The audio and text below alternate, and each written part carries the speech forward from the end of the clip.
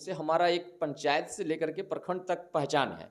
लेकिन प्रखंड से अगर बाहर आप निकलिएगा तो कहीं न कहीं मेरा एक पतंजलि प्रभारी के रूप में पहचान है पूरे जिला में। पूरे जिला में, जहाँ तक कि राज्य में भी। क्योंकि राज्य से लेकर के कोई ऐसा भारत का जिला नहीं जहाँ की हमारे पास एक व्यक्ति का नंबर ना हो।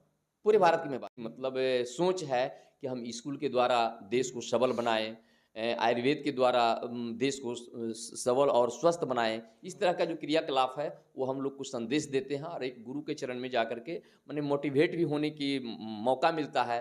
तो हम लोग एक अलग माना और योग के बारे में बताना, स्वदेशी के बारे में जागरूक करना, आयुर्वेद के बारे में जागरूक करना, ताकि वो योग और स्वदेशी आयुर्वेद को पकड़ करके वो स्वस्थ रह सके।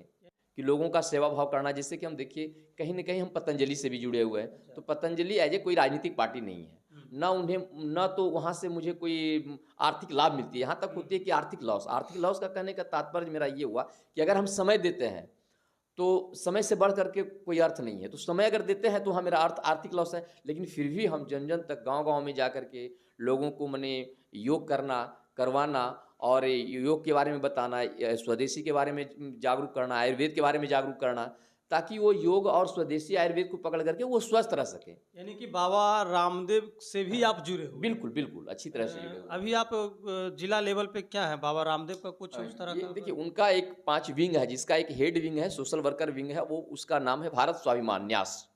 भारत स्वाभिमान न्यास जो संगठन है उसका हम जिला प्रभारी के रूप में भी हम नियुक्त हैं वहाँ। नवादा के नियुक्त है। और वहाँ राष्ट्रीय कार्यकारिणी की बैठक होने जा रही है 1 जनवरी से 5 जनवरी तक, उसमें भी हम भाग लेने जा रहे हैं। ये कहाँ बैठक होने वाली है? हरिद्वार। जी हरिद्वार। वहाँ आपको जो है निमंत्रण है कि आप आइए वहाँ? जी वहाँ से इन्वाइट किया गया है, बुलाया गया है कि आप यहाँ आइए, राष्ट्रीय कार्यकारिणी की बैठक है।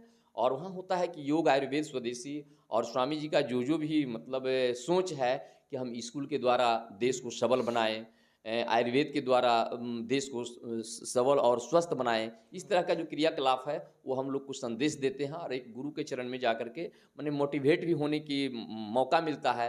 तो हम लोग एक अलग तरह का एक वहाँ आनंद फील करते हैं। कि जहाँ तक बात है राजनीतिक परिप्रेक्ष्य की दृष्टिकोण से हमारा एक पंचायत से लेकर के प्रखंड तक पहचान है।